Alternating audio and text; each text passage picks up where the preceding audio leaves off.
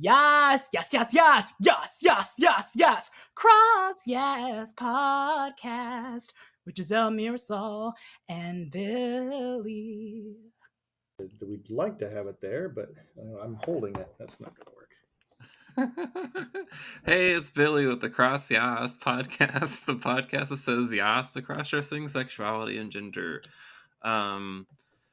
Today is officially April 1st, which means I am an April Fool. Um, anyway, today's special guest is Lilly. Lilly, would you like to introduce yourself? Yes, hi. I'm Lilly. I am 52 years old and starting to connect the dots on sort of um, who I am and what my journey is going to be like. Hmm. How are you connecting your dots? Interesting. Well, I'll have to tell a story. Um, and well, let me start this. So how do I identify? I am non-binary, and I kind of have lived my entire life in sort of the male spectrum of things, but have always known that there are things about me that are not quite what you could put in a box or what you would expect from the categories that everyone else puts us in. And I kind of figured that early on, but I want to kind of tell the story of where how I started and where it all kind of came about. Okay. And so, like most people, when my parents were when I was young, my parents didn't have the best kind of a relationship. They fought early on, and I was probably, I want to say, 4 years old or somewhere in there. That was the first time I ever, my mom and dad were having a fight, and I ended up putting on my mom's nightgown and going into bed, and that was the first time I ever felt just safety and comfort Mm-hmm. in this sort of world where I was finding myself. It just wasn't feeling very stable, and it was the first time I've ever experienced that. And then later on, I experienced additional things. But in the meantime, my parents had divorced, and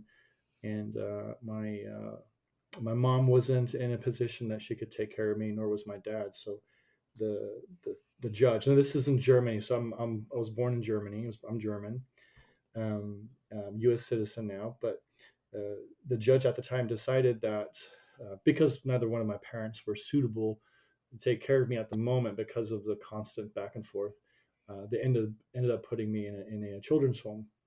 And I Mm. spent in a children's home about roughly 6 months. And that again, when you think that the trauma ends, it's where the trauma begins. so, Mm-hmm. so Mm-hmm. the bullying and everything like that, because I was always maybe on the surface acting a little bit different, but I just didn't feel like it was ever really a safe place for me. Anyway, so I was there for a little while, and uh, and then I had met my stepdad, who was an American soldier, and we learned of him after my mom had already married him, and Mm. so that was kind of interesting. I was open to anything at that point. I just kind of hated my life. So as a Mm-hmm. 5-year old dealing with that sort of stuff. Um, Sorry. Growing up, I started to dress more and more. Everything was always kind of hidden though, so I would do it when my parents were at home, or when we were in school. Um, there was even multiple times where we moved to, let's see, we lived in a couple different places. Uh, the first place I lived in was Georgia, Augusta, Georgia, and let me tell you how non-racial that state is when it comes to anyone who's not like you or fits into a box. And so anyway, we lived there. We lived in Colorado. We lived in Florida, and so forth. In Colorado, I had an opportunity to dress more. That's kind of where it got into my mom's stuff a little bit. And again, it was always those situations where I was alone and I had an opportunity there, and I really enjoyed that. And if you hear the police behind me, that's because we live in Portland. So, In Portland, yeah. and so the next place we lived was in, oh gosh, in Colorado. In Colorado, I did the deaf for a little bit, and there was this, God, where was this? We attended this church, and I wasn't very religious at the time, and there was a Halloween party, and everyone was dressed up, and my parents had asked me, what I wanted to dress up as, and I had done that a few times, and I think they were aware of this because before the Halloween thing, they my brother kind of squealed on me because one day before school I had always get dressed and stuff, and my brother just decided that maybe I'm a little crazy or something, and so he told my parents, who then immediately put me in, got me to a psychiatrist who wanted to determine what was actually wrong with me. Oh. Of And what course, was wrong with you? denial. Actually, Nothing was wrong with me. nothing. And I didn't perceive Shocker. anything ever being wrong with me. I just thought, oh, this is something that I really like. And it's something that is part of just kind of who I am. And, Mhm. but not really being able to explain that to the rest of the world, because it didn't feel like, of course, you understand this is back in the 80s. It wasn't a thing that you brought out. It wasn't something that you talked about that didn't get a whole lot of negative attention. Mhm. And then that kind of goes back into, well, I'll go into later about why that is, and why I made decisions that I did. But and so yeah, so they got me in front of a psychiatrist, and I denied everything. I'm like, I don't know what the hell you're talking about. And so my parents, I think, gave up on me. And then of course the Halloween thing came, and they asked me, oh, what do you want to be for Halloween? And I says, I'd love to dress up. And I remember that my mom looked at me and she goes, well, how far do you want to dress? And I was looking at her. I was like, well, what are you thinking? She goes, you want to go all the way? And I'm like, okay, well, yeah. So, sure, I want to do everything. And, so I went 100% female. And the feeling of that and getting the makeup put on, and experiencing that was just incredible. Of course, I never really shared that with them and how I felt about that. But Did your mom do your makeup, or did you yes, do it? Oh, okay. she did the makeup, everything. And I have a photo. Last year we were on a cruise. I was on a cruise with my parents, and we were talking about sort of different things. And my dad had brought that up because I think he's always had this inclination that I did this, or fancied it in some way. And he brought up the conversation, and he forwarded me the photo of me dressed up in Halloween. And in my brain I always kind of thought, okay, this is what I look like. But to actually see the photo and see myself, uh, I looked very happy. And Mm. it was in a time where I was never really happy, but you could definitely tell in the mannerisms, the way I was holding my hands, my posture, the way I was dressed, that I was sincerely, you could see it in my eyes that I was happy. When you saw the photo, was it like a euphoric feeling? Oh, absolutely. It was like, wow, this is great. And which kind of led me to, like, now I do my nails every weekend. I dress almost every day. I do a lot of things that kind of bring me back to that feeling. Um, but I don't know. It's a long story there. But so we went to the Halloween party, and at the Halloween party, nobody really knew that I was going to be dressed up as a girl. And I remember walking in, and my mom, she had like a wig that she gave me, that she had worn a couple times, and so people had recognized her in that. And when I walked in, the pastor came up to me and started talking to me as he thought that I was my mother. And so I'm just kind of there. I'm just listening, going, everything's Mhm. fine, everything is good. And he started to ask me questions, and at that point, I'm like, okay, well, this is not going to go well. And and and so he asked me questions, and I said, oh yeah, I'm doing great. in my little in my little 12-year-old voice. And he looked at me and goes, what? He goes, my mom's right over there. And he goes, wow, you fooled me. That was, you look good. And I'm like, okay. That kind of made me feel pretty incredible. Uh, Mhm. that was really something that for me was a big thing. And so, that's the only time I ever dressed up for Halloween. I've thought about doing it again, but I've never really tried to think of it or use it as an excuse to go and get dressed up because I do it all the time. And so it's never been for me one of those things where like I look forward to it as much as I probably did back then because I couldn't do it You other could other use than that one time. yeah, I mean, you could use it as an excuse to, like, just get really gussied up and, Yeah. like, go all out, go, like, super glam or something. That would be really fun. Hmm. I've thought about this, and part of my um, sort of as I mature a little bit in this and grow in this, I really focus on like what style do I want Mhm. and how do I want to present in the general public because that is a goal of mine is to be out in public and to kind of carry on like an everyday thing and you start to blend in. So I ask myself, well, how do I need to look and how do I need to present myself so that I look like just about everyone else, and then you don't get any attention, Mhm. you don't draw any attention to yourself. So that's kind of like where the direction that I'm trying to go with this is to just be that inner peace that I feel all the time. It wants to come out, and that the style that is in my brain of how I want to look is starting to come out as well. And that's something I'm just more recently developing. According to Mhm. that style, I want it to be more feminine and more classy and mature because I'm a mature person, and so I really try to focus towards that. And so, sorry, I'm just rambling. I told you I was going to ramble on and on. No, Um, please do. Ramble away. This is your platform. This is your soapbox.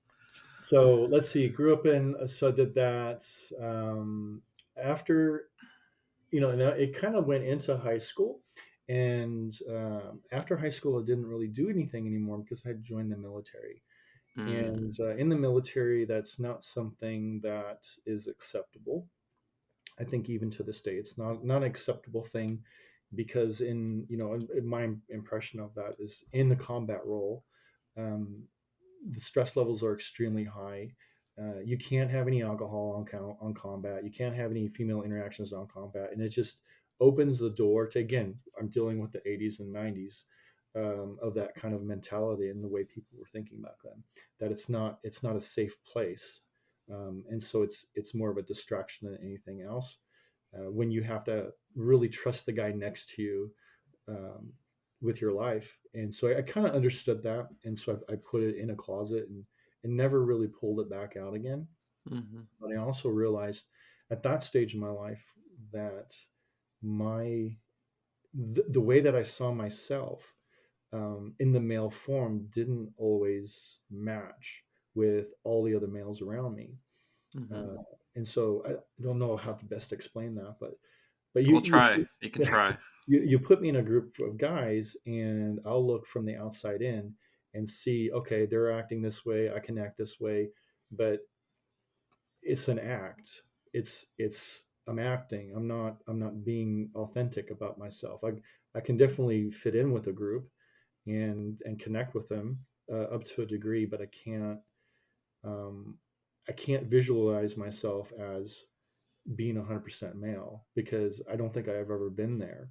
Mhm. And so that's where not really understanding that through my entire life, it's always been like that, but I've never been able to put a word to it or put an idea to it. It's always been it's something that I feel, but it's not something I can verbally express, and it's certainly not something that I can visually express because of the traumas and the things that happened to me through life. And so I've always been very reserved with that, if that makes any sense.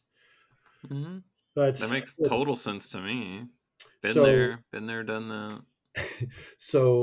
to kind of go down a little deeper well, um, with the military, I have unfortunately experienced combat and lived through some things that were traumatic, to the point the trauma.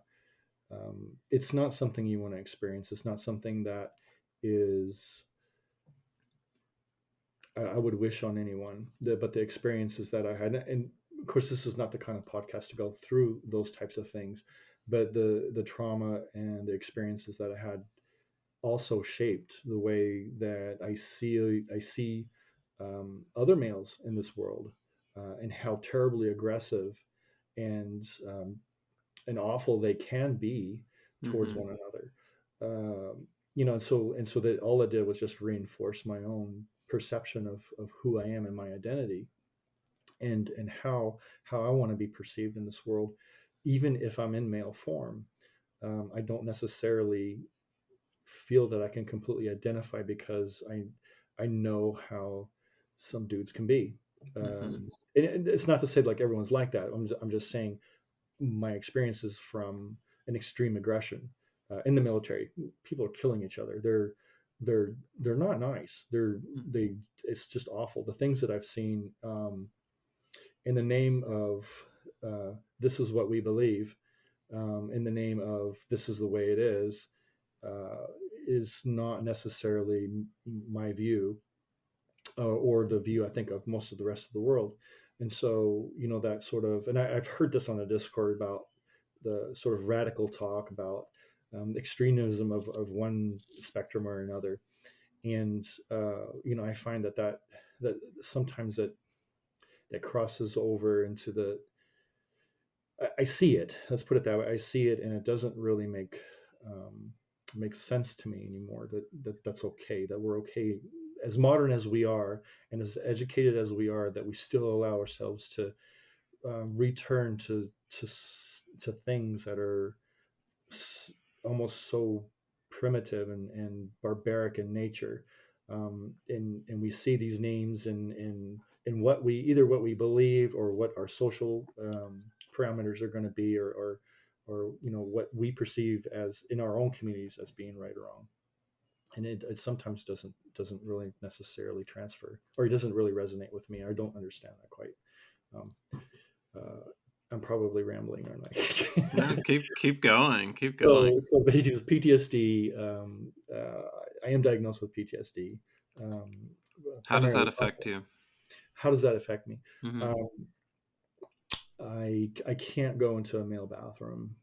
I know that sounds weird, but for my entire life, I have not been able to do that since the military. I can't. If I go into a male bathroom and there are other males, I leave. I Mm. can't. I can't relax enough. I don't feel safe enough to enter that world, and I don't know why. It's just it triggers me, and I can't do it. There's other things as well that I can't do. Um, really loud places, or things that are chaotic in nature, meaning there's too much activity going on or too many things happening at once. Mm-hmm. If I go into a room and there's multiple people talking at the same time, I don't hear any one conversation anymore. It becomes overwhelming in a way, Mm. and so I don't go down that road anymore. So I do avoid things like that. Um, I'm therapeutic, by the way, so I'm not crazy. uh, so yeah. Anyway, so that I think had a piece to play in it, but not necessarily as much. As just it kind of reinforced what I think about, just sort of my version of my lens that I look through into the world, and where I have trust issues. And so as a result of all that, I've always just really focused more on the interactions with females, which may be why I work in the industry that I work in, because it is female dominated. And I've learned the language, and I've learned the nonverbal language that women speak. And I connect better in that world. I'll give you an example. I had a gentleman who came in the other day who was doing it was a sort of a HUD inspection for insurance. So they look at the property and they say everything works great. All your sprinkler systems, your electrical, blah blah blah, everything's Mhm. working. And then the insurance company then makes that assessment, and then they determine what your premium is going to be. Anyway, so this guy comes in. Okay, what do we call him? Gaston. We'll call him Gaston. Sure. Gustav. Gustav. He's covered in hair. Yeah, so he's like this macho hunter dude, and so he sees me. Of course, I'm not dressed like this at all. I'm also in my complete male form, and he comes in, and just immediate red flags go off. I'm thinking, okay, this is one of those dudes, and it's the uncomfortable feeling. So, but I know that I have to immediately go into that mode Mhm. and meet him at his level, but I don't necessarily have the ability to connect or understand exactly where he's coming from that male perspective, because I don't exercise that. I don't live in that world every day. In my brain, I don't live in that world every day. And Mhm. so, having a lot of guy friends who do hunting, like my son-in-law is a huge hunter, and I love him dearly, and he's a great guy, and he's really the right person for my daughter. But he always talks about killing things, and I'm just like, okay, Mm. I my background is in competition shooting. I've been shooting competitions for over 20 years. I shoot 1911s. I shoot three gun matches, AR-15s, blah blah blah. You name it, I do it. But I have no interest in killing critters. I don't know. It's just something about it where I start to have a disengagement where um, now all of a sudden this doesn't make sense anymore. Again, it may be because it's the act of taking life. Although, be it's not a human being, it's still the act of taking life, which then brings me back to that original trauma experience in the military. Mhm. Mhm. And so maybe that's why I don't do that, but I do competition shooting, which is really all about skill tactic and muscle memory and breathing technique and so forth, and how to do target acquisition engagement, blah blah blah. Anyway, so my PTSD is very stable. I do have Max. Max is a PTSD dog, and I call him my 6 o'clock dog, because for me to know everything that's going on around me, to be very attentive to detail, and have that situational awareness is extremely important, um, for me to feel safe. And so Max is a my little companion who goes everywhere I go, and we do a lot of hiking. I think I may have even posted a couple pictures of our hikes, but Where we're where did you post those pictures of your hike? on the Discord under On the Animal. Curi-YAAS confidential Yes, Discord? absolutely, Okay. I think that absolutely, can be found on the Curi-YAASpodcast.com website absolutely, on the absolutely, bottom right-hand side. absolutely. And I'll be honest, I kind of stopped doing social media a couple years ago, and I've just never really got back into it. But yeah, I discovered your podcast, I want to say about a year and a half ago. Mhm. And it was kind of that transition where Giselle was still doing it, and then you started to come on, and you guys took a break for a little bit, and now you're doing it. And so I had gone back and listened to all the other ones, and it took me a little while because I would just listen to the podcast, but then I started being interested in the Discord because you guys kept talking about it, and so I'm like, okay, I gotta go check this thing out. And so I went on the Discord, and I introduced myself, and I've been on there since the 1st of January of this year. And let me tell you, it is the most amazing place. I have never been anywhere on any kind of social platform of any kind where it really is about a community of like-minded people. You guys are some of the funniest, ridiculously commented gals I have ever. Mhm. You Mhm. guys are so funny, and it feels safe. And I've even heard, or I have read on Discord, when people are having difficult times, and when people are going through struggles, it's it's sort of this place where we're all kind of doing different things, but we're all kind of in the same journey in a way. And it's really comforting to know that um, this is a place where you can come and you can share your heart. Good days are bad. um, they're going to be there for you. And I've heard this and I've read this and I've even been part of it. um, I'm happy to be there. And I wish more people knew about it, because it really is um, a place where it's it's really allowed me to open up a little bit, and to feel a little bit better about being online and being on media, because my past experiences has not been that great with that. And I think that in the world of I'm going to say this wrong, anonymity, did I say that right? um, Close enough. yeah, where we all think that we hide behind a screen and can say and do whatever we want without repercussions. This is not that space. This is a space where we're really able to share who we are as individuals, and there's acceptance there. um, and that's really special for me. And I hope to be on the Discord for a very long time and be very active. uh, you guys have weird time zones, I swear. Oh, I know. Well, I'm in You're all over the Pacific. place. I'm Pacific now. I used to be Central, and when I was Central, it was a lot easier to talk to just kind of anybody and everybody. But Hmm. now that I'm in Pacific, it's tougher because It everyone goes is. to bed around like 6:30 for me. So Yeah, me too. I'm like, why are you going to bed so early? Yeah, 8 o'clock at night, I'm going like, okay, I'm ready to talk to somebody, and Mm-hmm. everyone's already said goodnight. But Mm-hmm. Mm-hmm. let's see. So I wanted to talk to as well about like situations. So after I started doing more cross dressing, and I actually got a therapist who started to ask me a lot of specific questions, and got me really thinking about this. And Ooh, that's like what? well, so a better understanding of why I feel the way I do, and it kind of led me to the road of what binary actually is, and how I fit into that space. And so I started to tell these stories, and then as we spoke more, I realized that, oh my gosh, there's something going on that I knew I was different, but I'd never really registered it with myself. But apparently, the rest of the world thought I was something different. And Mm-hmm. so, good examples of that.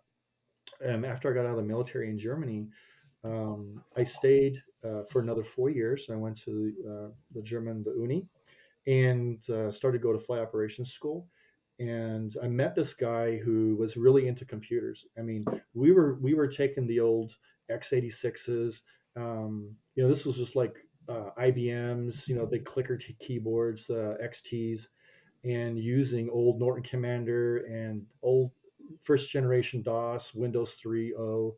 And then we would put these on the systems, get the hardware working, and then take the shareware. And I did the shareware part because I had a background in computer programming from Apple to and so I kind of knew what we were doing. And so I would take the shareware software and get into the code, because back then it was still considered like an open source code, and go in there and add like things that the companies that were selling these promo pieces of software out, I would put it back in. And so we would have working programs that we would pretty much pirated. And it was fun. It was a lot of fun. He did the hardware end of it. I did the software end of it.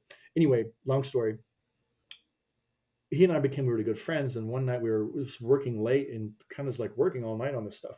And he kind of started to come on to me, and he just kind of approached me, and then he looked like he was going to reach out and give me a smacker on the lips. I'm like, whoa, whoa, whoa, whoa, what are you doing? Not okay. Mm. And so that, kind of, I had to put a brakes on that. Like, that's not who I am. I'm sorry. And I feel really bad. I was like confused. Why does he even think that that's okay? And I had no idea he was even like that. Maybe I was being naive. Other situations have happened. We were on a diving trip in a local, they call it a bagazee, which is like a small uh, pond that they extract minerals and stuff out of. And they do that a lot over in Europe.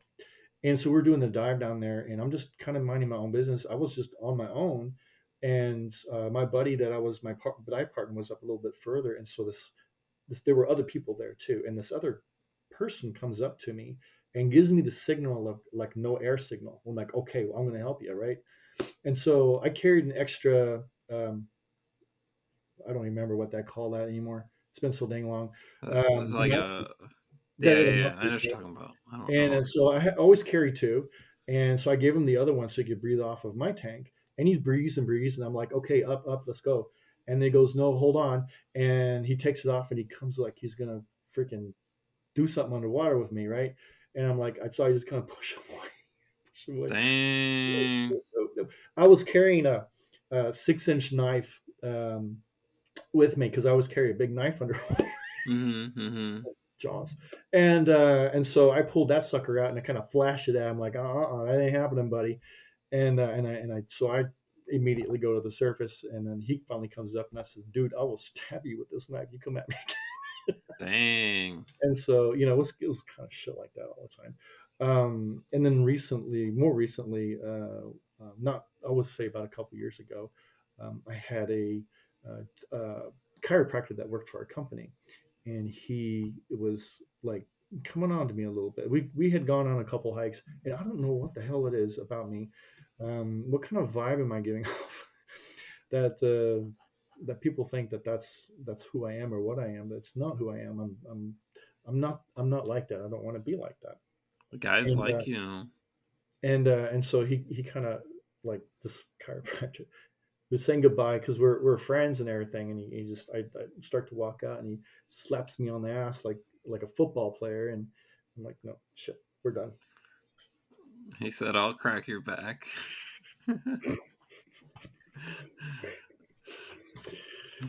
Yeah.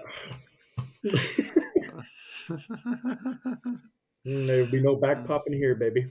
Mm. Where can I Anyway. sign up? Oh my gosh. So anyway, so I wanted to. So that's kind of like, as I was growing up, I was like, okay, this is kind of weird.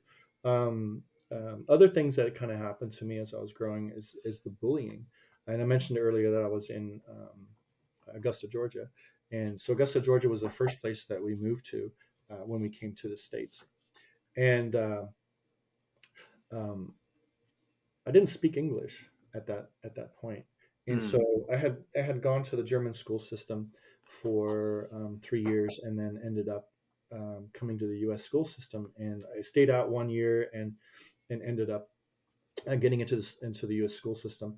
But the bullying that I experienced was just almost horrendous.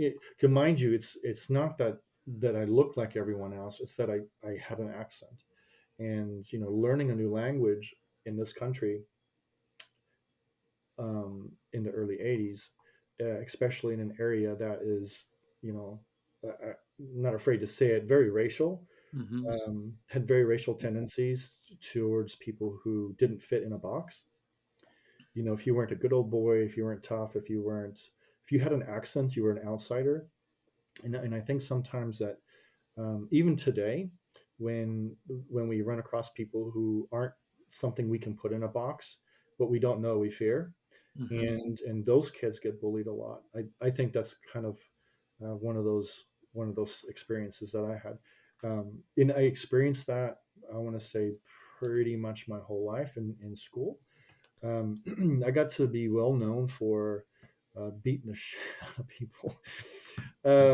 So we would go so we went from Augusta to Colorado, and then Colorado, I was in multiple schools because I would go in and I would find the, the meanest, biggest, ugliest kid, and I'd just go up and clock the crap out of him because I got so tired of being picked on all the time. And I developed some pretty intensive skills. Um, in the military, we had uh, what do they call that? It's like a combat training thing where they dress you up in like a football helmet and a hockey pads and a catcher's vest, and they give you hockey gloves and this PVC thing with foam on it. Oh, yeah, And yeah, yeah, the like, the American Gladiators yeah, baton yeah, thing. yeah, something like that. And Mhm. then the the drill sergeants would, I knew this was happening. They would kind of behind the scenes bet who could beat up who, right? And so here I am, 140 pounds, skinny dude with big ears, and they think, oh yeah, let's just put this big guy up against this little scrawny guy, Mhm. not really knowing that I have been fighting for a long time. I've gotten kicked out of many schools, and so I go up and I hit the guy 3 times, broke his ribs. He ended up being taken out of that cycle, meaning that 12-week cycle, and he was in the hospital for a little while, and he couldn't continue his training. And Dang. it was one of those situations where like I realized, look, I can seriously hurt people if I'm angry enough, if someone comes up after me, I can defend myself. And so that was kind of where the whole bullying thing kind of came to fruition for me, and I realized after I got out of the military that I needed to do something different that helped to expel that energy, and it's kind of one of the reasons why I do what I do today, and I'll get into that in a minute. um, let's see. Life. So some of the things that I did, I'm skipping around now. um, Sports wise, like someone asked me one time, what do you like to do in sports? And I says, well, I don't really do sports. um, and if you talk to me about basketball or football or anything like that, soccer I like, but most other sports I really don't quite under, understand them in that I get why they're doing it, but I don't really, it doesn't really do anything for me Mhm. as far as what I want to do. I do have sports though. And I didn't realize this until much later, but I really got into sailing when I was little, Mhm. and that was a lot of fun. But I realized that sailing is a non-gender sport, and it has nothing to do with males or females. It has everything to do with your skill and your abilities to do something, and it's a very social sort of a sport. I got into it at a very early age.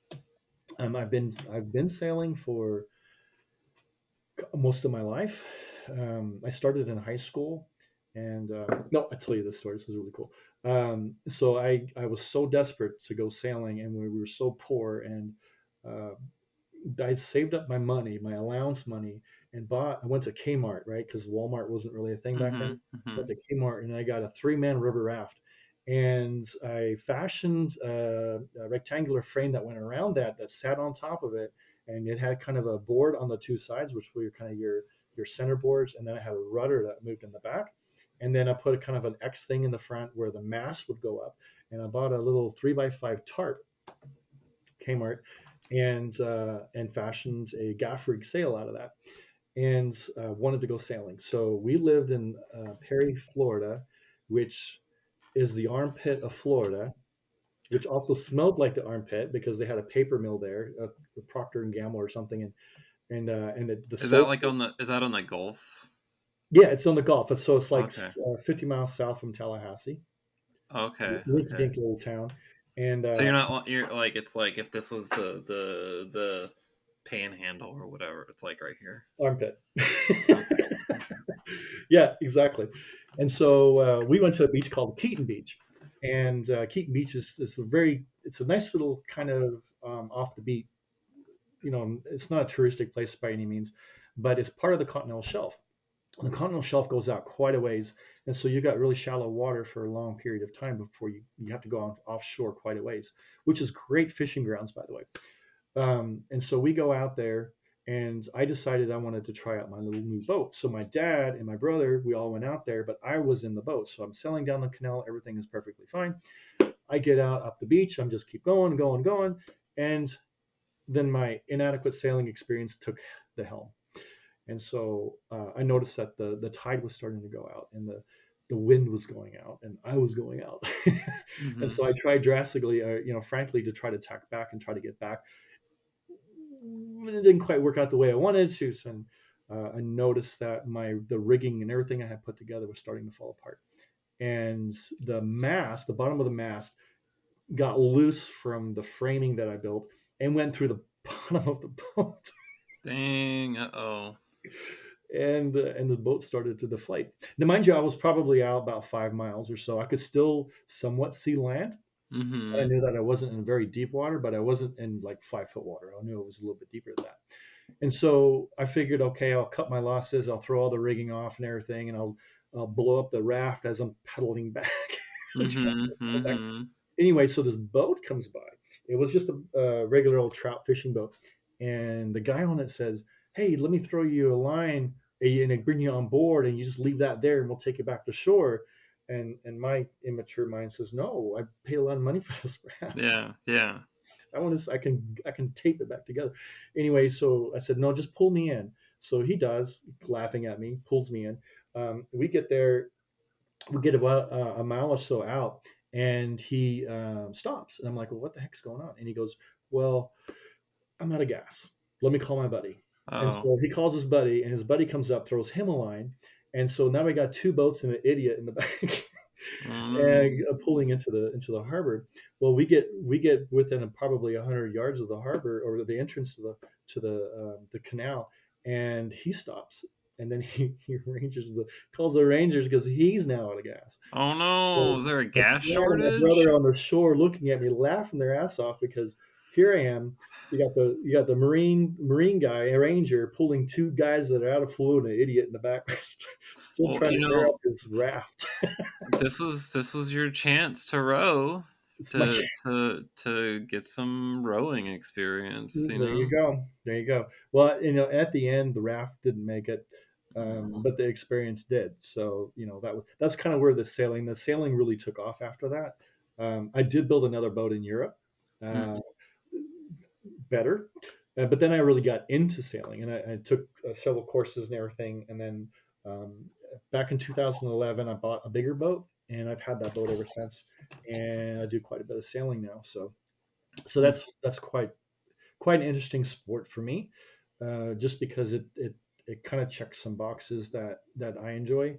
But again, if you talk to me about sports, I don't regurgitate what I hear on ESPN, which is just about all I hear, and so that just doesn't do anything for me to watch other people do stuff. I have to be more in the moment and do those things on my own. Mhm. And then later on, when I was still in Utah, I took up motorcycle riding, and I thought, oh, because I'd worked in this community, and the stress.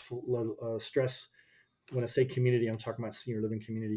The stress level was really high in that community, and I decided that I wanted to try motorcycle riding as a way to relieve stress. And I got me this little GV 650. I'm sorry, 250, and it was this really dinky little bike. I drove that for a while, and then I ended up going to a BMW F800 and learning how to ride that. I ended up taking um, a trip through the BMW dealership. They were sponsoring a trip to Zion's National Park, to the North Grand Canyon, so North Rim. And I remember getting there, and I was sitting at this table all by myself, totally in guy mode, because and I was just there by myself. I didn't know anyone. I couldn't connect with other guys because I don't really speak the language that they do, and for me, basically, it's just boring as hell. And so I didn't know this, but there were three ladies there that kind of, um, I guess I caught their attention because I was sitting by myself. Anyway, they came over and said, "Hey, can we hang out with you and have dinner?" And so we started to talk, and they were kind of planning out their day. And I said, "Sure, I'd love to go with you guys." I didn't know this, but one of them is a professional riding instructor. The Mm. other one was a track race gal, and the other one rode probably 3 or 4 thousand miles a month. She was retired, and she rode her 1250 everywhere, all over the United States. I didn't know this at the time. So the morning we get up, and they said to me, "Okay, you can be in the very front, and you can take the lead." Which I Mhm. thought, I feel pretty good about taking the lead here. Right? They already trust Mhm. me. What I didn't know is that they were sizing me up. And so we got down to the bottom of the hill from the campground. There was a gas station there. And I remember the instructor, she came up to me and said, "If you're willing to leave your ego at the side, I'm going to teach you how to ride this bike today." And I looked at her and I said, "I don't have one." So I'm ready to go. Teach me. I want to know. I'm not going to be egoistic. I'm not going to be like that. I'm going to be kind of an empty palette for you to teach, because I really wanted to learn. That day we went to the North Rim. We went through a lot of twisties. We had 50-mile-an-hour winds. When we got there and came back, we drove through rain. And when we summited, we went through snow, and for the first time on that bike, I got up to 90 miles per hour. And by the end of it, my skill level was so much improved because I felt like I had a professional riding instructor. Um, and for me, it was better because I've had male riding instructors as well, but it was something about a female riding instructor saying, these are the things I want you to do, and watching and correcting and teaching. That night, we all had dinner again. And I looked at him and says, ladies, you're all getting steaks tonight. That's my payment for having taught me something that would have taken me years to learn. What do And you think is the difference between the male and the female teaching? um, ego.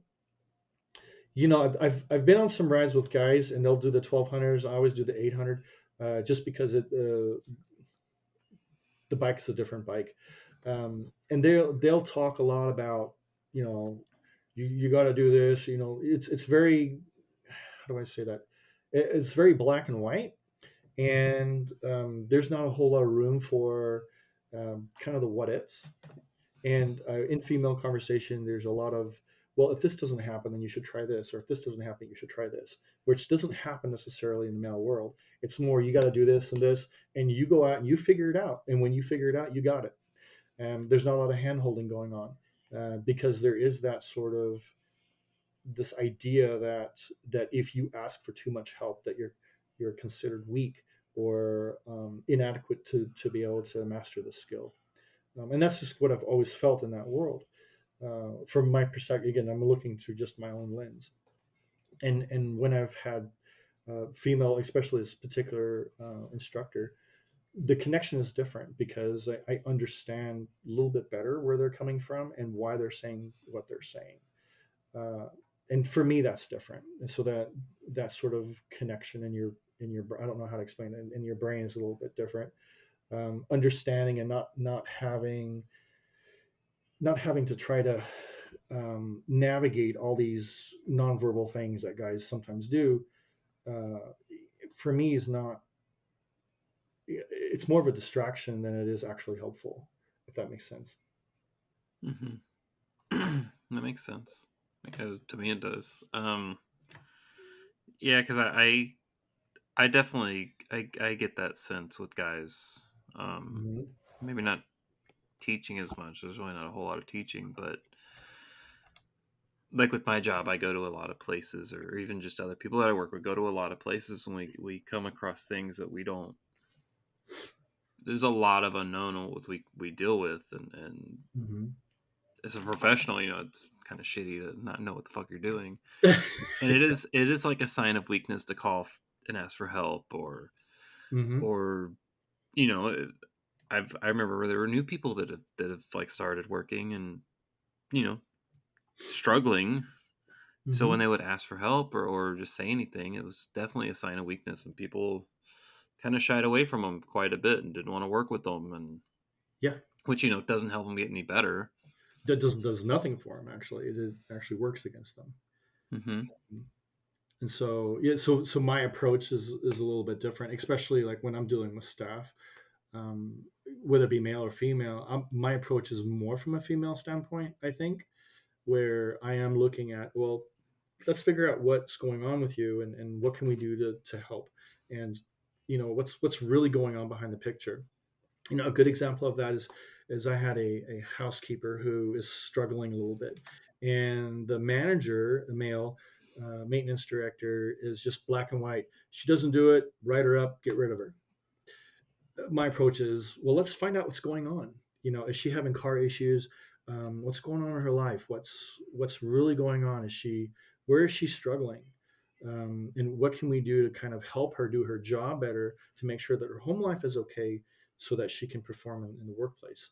And so my approach is completely different versus what his approach would be. And so I think my mindset towards how I interact with people are going to be a little bit different. And so um, it's I don't know, it's difficult to explain, because in my world, I've dealt with men who have been extremely abrasive, and who don't give you the time of day and who expect you to do everything and figure it out for yourself. And by golly, if you have any feelings, you better put them away, because this ain't the place for it. And that kind of mindset is great if you're in a combat situation, but we're not in combat. Okay, we're not in a situation where um, decisions are being made that are life and death. This is the real world where everyone has feelings and emotions, and we're all trying to make it through. Mm-hmm. And when we don't show compassion, when we don't show that compassion towards one another, then it sometimes doesn't have good outcomes, even though Yeah, we don't really intend to do that. um, I think that it's the message is received that way, if that makes sense. yeah. I mean, it's like toxic, Yeah. toxic to do all that. Hmm. Yeah. Yeah. I can. It's again, it's one of the reasons why I work in the industry I do. When it comes to like my past and what I want to do in life, because I've got military background, I've got aviation background, and I've got healthcare administration background. And I've come from a world of very male dominated to very technically dominated to very, very emotionally. Everything is about relationships and everything is about connection. I work in a world that, and I love this world, where the relationships with people are the very first thing that you do. Those are the factors that are most important for all the individuals involved. And when you step away from that and you start to go, well, this is a very technical world, or this is a very male dominated world, and you have to do things a certain way, then the people that don't necessarily subscribe to that or work well in that world don't work well in that world. And that's, I think, one reason why I'm in the healthcare industry. But the other reason I'm in healthcare is simply because of um, sort of this oath that I took for myself early on, and I didn't even realize I was doing it. When we talked about bullying and talked about but all those other things that have happened, when I got into healthcare, I originally wanted to go into radiology, and I have my radiology, my 2-year radiology. But I'm a healthcare administrator, so I hold an FHA license, which is basically just this gigantic license that I can do all kinds of crap with it. Um, but I didn't pursue the radiology part because in radiology you don't have a connection with people. They come in, they got broken hips, broken arms, whatever, and you're contorting them into positions in order to get those shots. You're not making friends. Mm-hmm. They would just as soon be there and get the heck out. In the senior living world, relationships are everything. If you don't have a relationship, if you don't have a connection, you don't have a service to sell. You don't have that's the meaning of what it is to be in this industry, is to care for those. And so to sort of transition from that bullying into where I am now, I took that oath to defend myself, to the best, in the best way that I could. And it transitioned. I remember I was working sort of as a resident advocate early on when I was still going to school, and I discovered that I have a passion for protecting those who can't protect themselves. Because when I was little, it was hard to protect myself from all the crap that was going on around me. When I did finally develop those skills and the ability to say, you know what, I'm going to come after you now, Mm-hmm. then I broadened that, and I thought, with my experience, and my experience has to do with family dynamics in a resident. And so, did you ever hear a resident's worst enemy is their family? No. It's true. It really is. Unfortunately, it's not always the case, by the way, but it holds true to a lot of residents in this world. And so sort of took this oath that I will protect those who can't protect themselves because I can protect myself. Let's broaden that spectrum a little bit.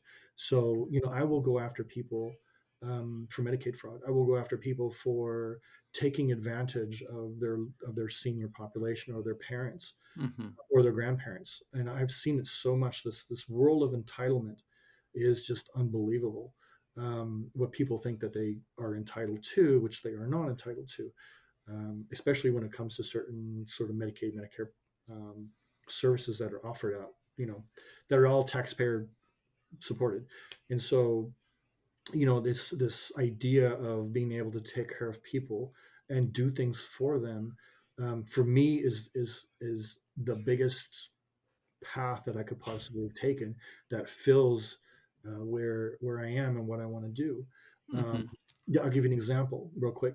I I had a resident in memory care who was so afraid that she was going to run out of money. And of course, they don't remember how much money they have because they've got other people taking care of them or whatever support services are taking care of them. Anyway, so this resident comes to me and says, um, I'm afraid I'm going to be kicked out. I really don't know what to do. And I looked at her and I says, okay, let me help you. Um, let me make some arrangements so that you never have to worry about this again.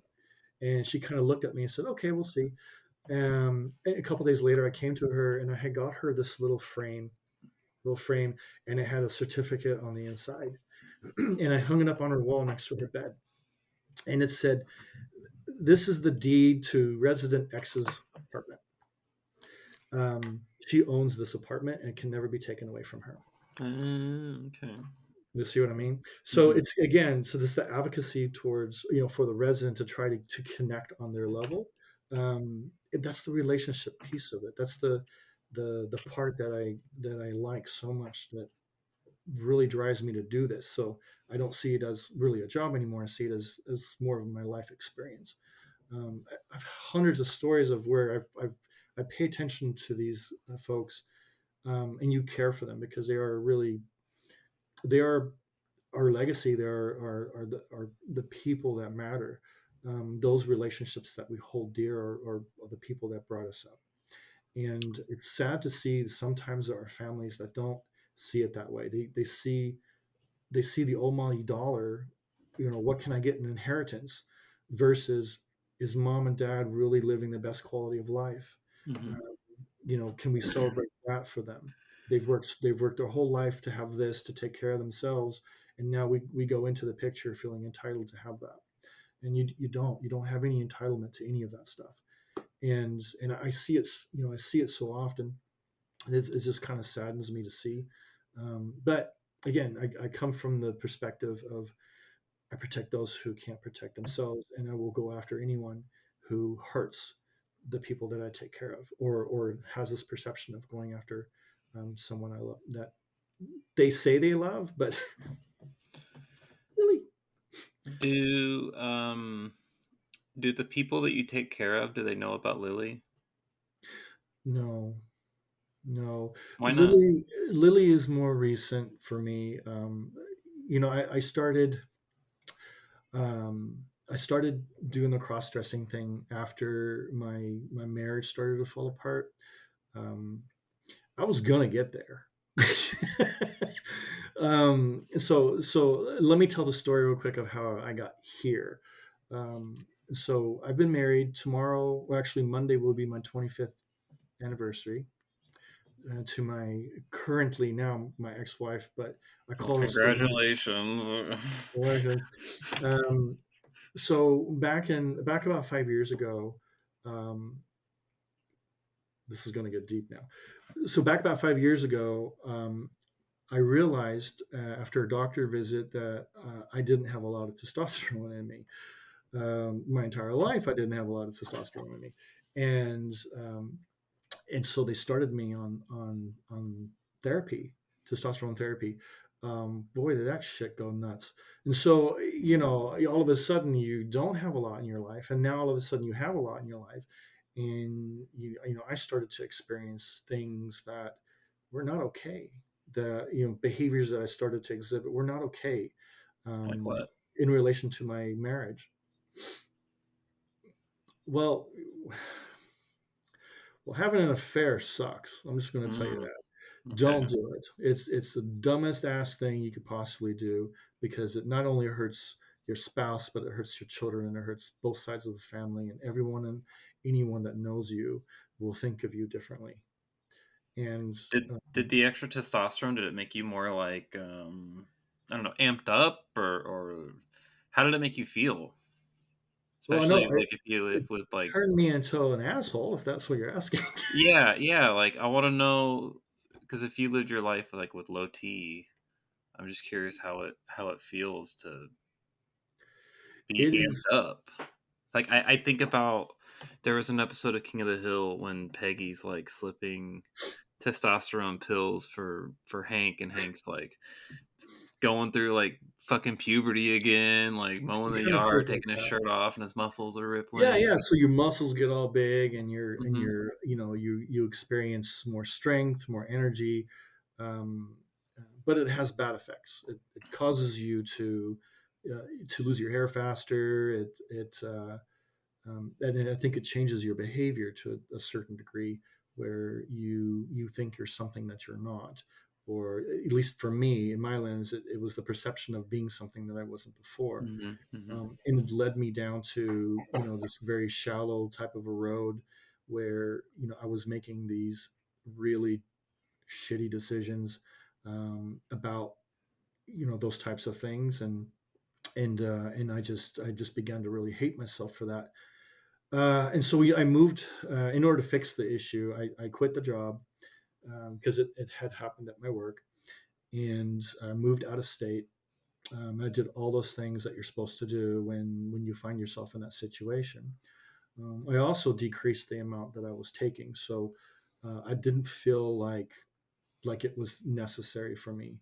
Being older, those levels drop off anyway, Hmm.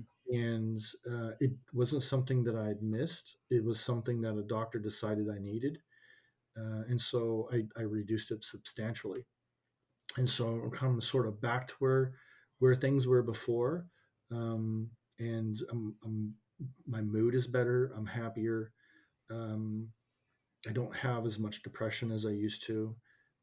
I don't know if T does, having testosterone does those things to you, but it didn't. It kind of made me feel stronger and more invincible, but it took away the things that I recognized, and I didn't like that. And Hmm. so I reduced it substantially. I'm still on it, but I'm on an extremely low dose, just enough to keep me With something. with something. But yeah, but not enough to ever allow me to go back down that road again. Hmm. And I don't want to. It's not. It's not what you think it is. Yeah, I mean, Anyway, I don't want or have any intention of going on testosterone. Quite the opposite. Not on my bucket list. I did nope. wonder though for a while, like before I started coming out and stuff. Hmm. I always wondered if like all of my stuff was because of low T. I never had my levels checked, but I always wondered like maybe it's like just like low testosterone or something. But Okay. So I did some research, and I found out some things that because that is a subject for me that I have a lot of interest in, hmm. and it has to do with sort of the way a fetus grows and develops in the womb. Um, and I was watching this. I can't remember where it was. It was a program. They were talking specifically about uh, this sort of research they were doing on fetuses, and why some people identify as non. Again, I'm going down the non-binary road because Hmm. that was my road. Hmm. So I'm trying to figure out how this all works. And my understanding of it, and anyone can correct me if I'm wrong because I'm usually wrong, um, is that in our minds someone who's non-binary doesn't necessarily always. You don't really have, even someone who's transgender doesn't really have a male brain, and it has to do with a lot of chemicals and the development of the brain prior to the development of the organs. And so as we're born, you have X Y X X X or X Y X X or X Y X, or I don't know, hell, I don't know, but Some alphabets. some alphabet soup, right? So you've got the alphabet soup there that determine, because I think, looking through my lenses, we all kind of start out with a clean slate, and depending on what hormone you're expected to have based on whether it's a male or female sperm.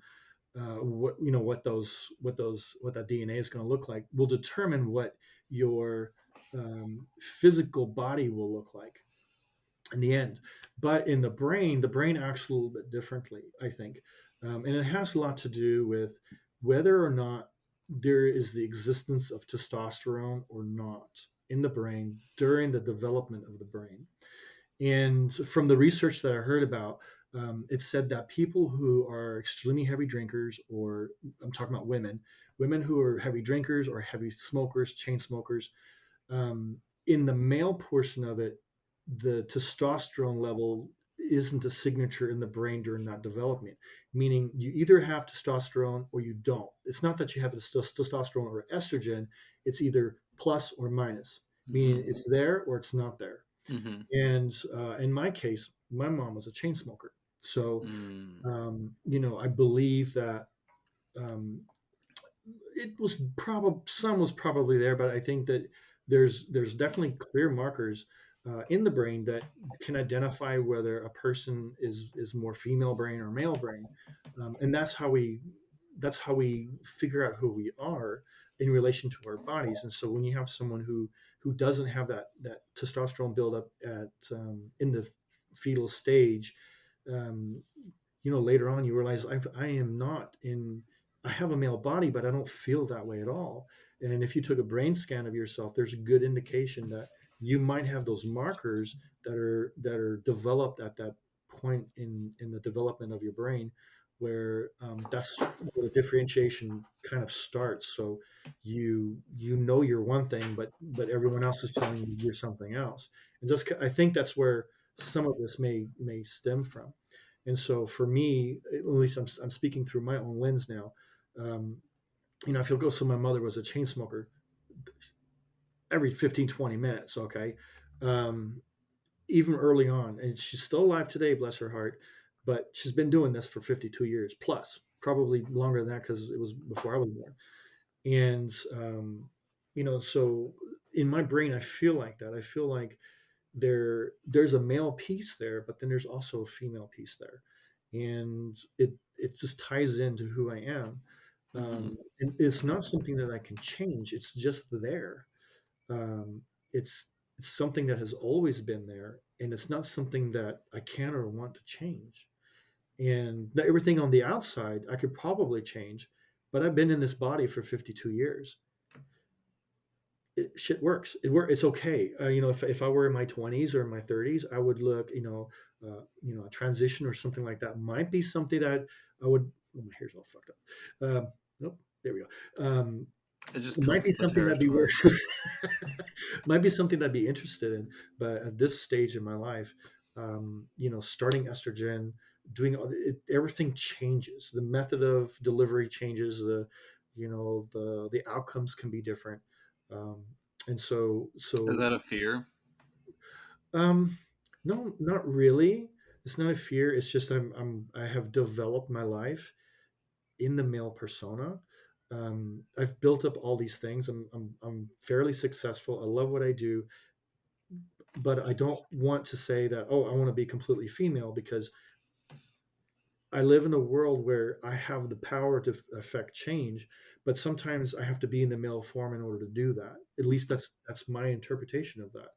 And so I enjoy both ends of that spectrum, where on most days, like, I have this app that I downloaded, and it tracks like how often or how many hours in a day you're dressed female, and how many days or hours in a day you're dressed as a male. What's the app And called? it is, hold on a 'Cause I'm second. curious now. Sorry, I don't mean to interrupt your story. No, no, you're good. I'm going to tell you. It is, it's called, it's a tracker. Eight? A tracker. It looks A? like that one right there. Oh, okay. A Okay. tracker is what it's called. The capital letter A, capital T, tracker. So Okay. a tracker. And I just got it, and it's really cool because you just turn it on and off depending on if you're dressed or not. And so I discovered that I was dressing more female than I was dressing male, but I'm not doing anything like to change my physical appearance. It's more of a I do this, and it's psychological. So I we can go into purging in a minute, but I started doing this and then not realizing. I thought, okay, I'm doing this, but it became a question of how much am I actually doing this? Hmm. And so I started tracking that, and I realized that I'm in female mode more than I am in male mode. So I'll get up in the morning, I'll go walk the dog, I'm in female mode. I go to work, I'm in male mode. I come home, I'm in female mode before I walk the dog again, and then I'm in female mode all night. And on the weekends I'm in female mode all the time. So Hmm. but Hmm. that's only when I'm home. When I go out, I'm in female mode, but I'm only in underclothes, and so things that you can't physically see um, on the outside. So I don't wear women's clothing on the outside, but I wear all the women's stuff underneath, and I do that 24/7. So actually, yeah, I don't. I yeah, it's it's 24/7, and um, I like it, and I don't want to go back to that. And I have so there's this trip that we took this last year. I went to went to Barcelona, and then we took a cruise across the ocean. And I took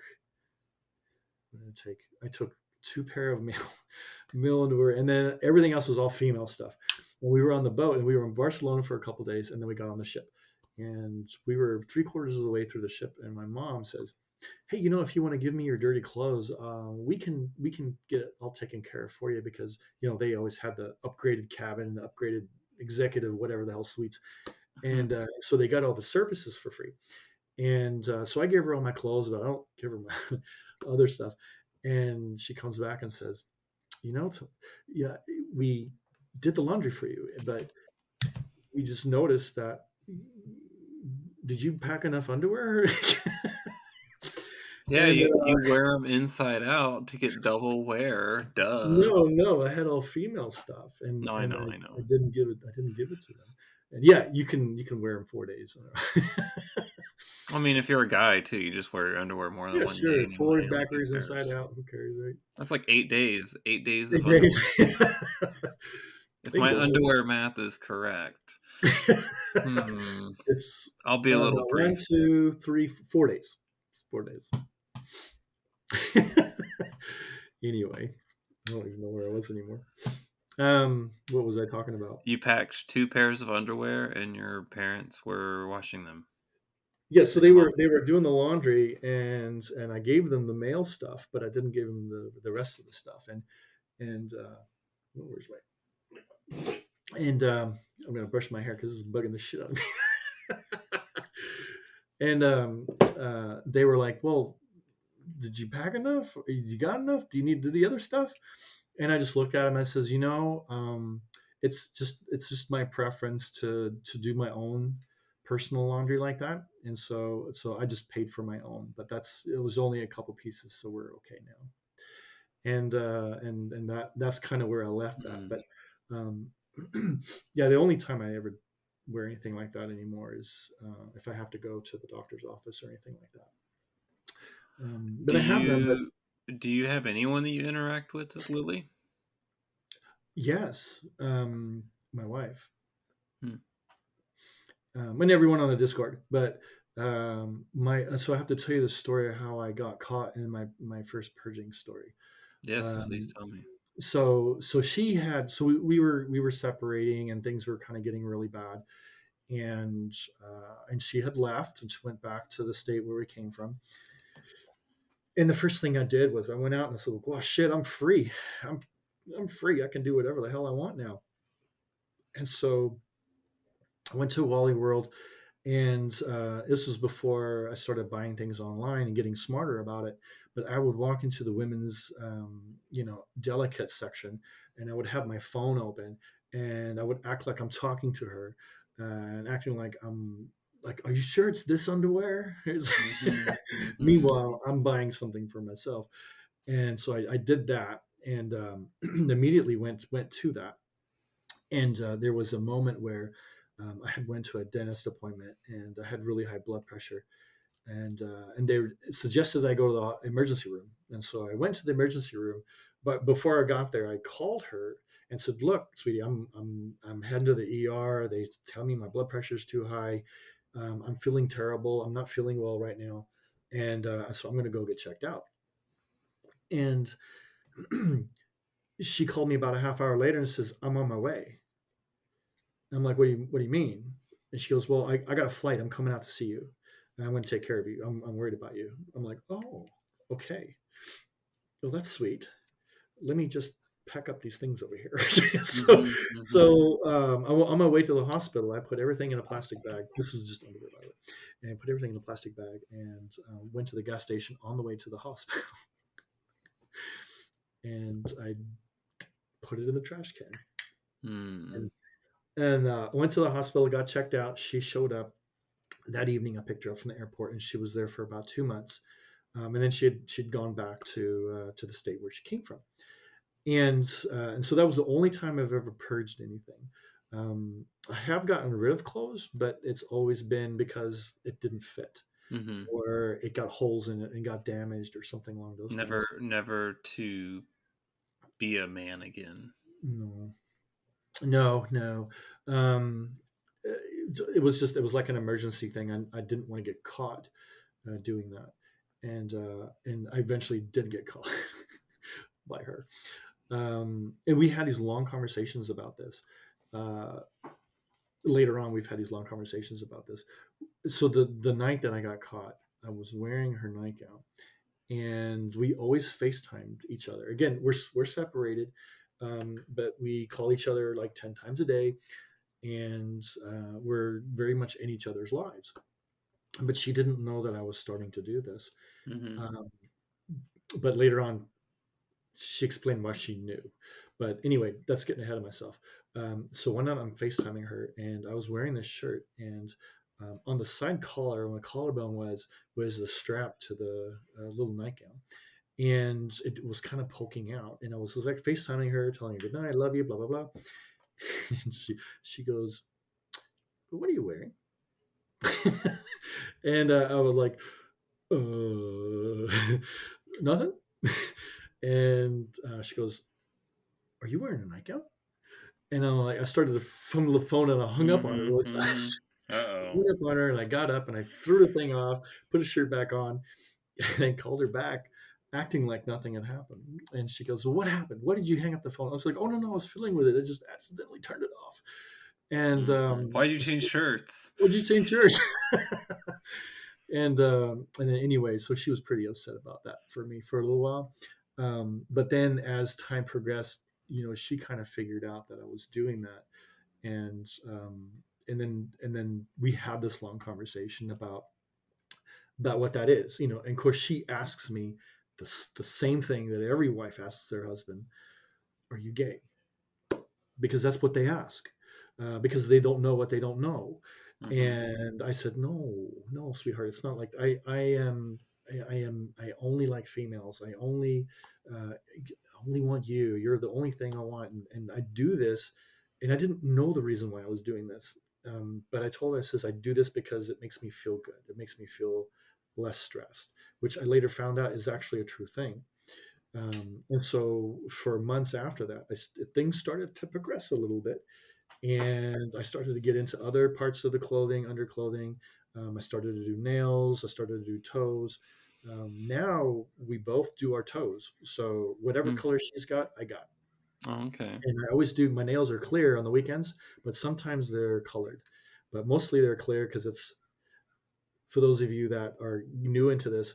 If you add color to your nail, then Monday morning when you have your staff meetings, they will see residue of the color on your nail.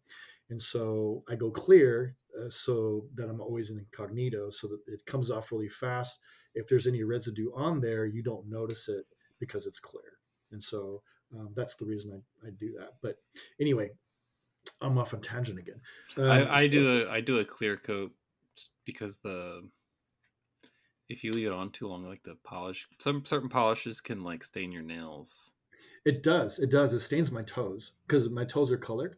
But I Mhm. found that if you got to go through cycles. And so if you have the color on your toes for a little while, let's say you do it for 2 or 3 weeks, then you take it off and go get you some. It's like a toenail rejuvenator thing. You get it at Wally World or whatever, and you put that on, and that actually helps to get rid of that. And then I let my toe stay unpainted for a couple of weeks, and then I go back to the color. And so it's always this sort of a cycle, so that the toenail. Because what happens is the nail product dries out the top of the toenail, and it actually dehydrates it to the point where you start to get those that discoloration. Mhm. And so it's not that your toenail is getting sick or bad, or you're just too dry because you don't have any moisture getting to that nail anymore. And so with a medication you can get, it's over the counter stuff. It actually amplifies the speed at which the moisture is Mhm. brought back into the top of the nail bed. And so I just go through these cycles with it, and it works out really well. So, Mm. so now, I started to shave my legs, and I was kind of doing just the thigh thing, and then I was doing the nail thing, and then I was doing the whole pantyhose thing, and then it was everything kind of happened in these little stages. Mhm. And what I wanted to do was go as fast as I could possibly go, but I knew that the only real the only way to do this the right way was to go extremely slow and to Mhm. not go fast, and to really take my time, um, and not try to do everything at one time. And so I would focus on my nails, I would focus on my shape, I would focus on sort of my hair and the clothing that I have, and just slowly go through each piece, little piece by little piece. It can be very overwhelming to go all at once and with every fucking thing. Yeah, Um, you'll make plus, more mistakes than plus not. it's just like kind of part of the experience to take your time if you can Yeah, and enjoy mhm. yourself. I think so. I think if you just take it super slow and enjoy every tiny little step is a little bit of a celebration. And um, and when you slow down to sort of smell the flowers along the way and smell that little piece of, I finally figured out what freaking bra size I am. By the way, women's sizes, who the hell came up with that shit? Now I want to know Because your bra size.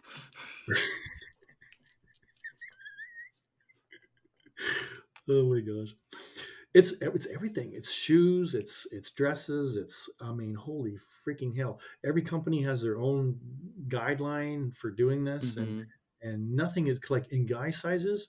Uh, yeah, you've got there.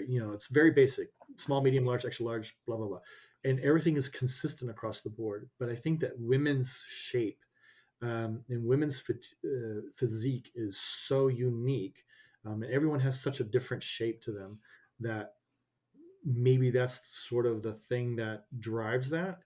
And so I stopped looking at sizes, and I look more at measurements. Mm.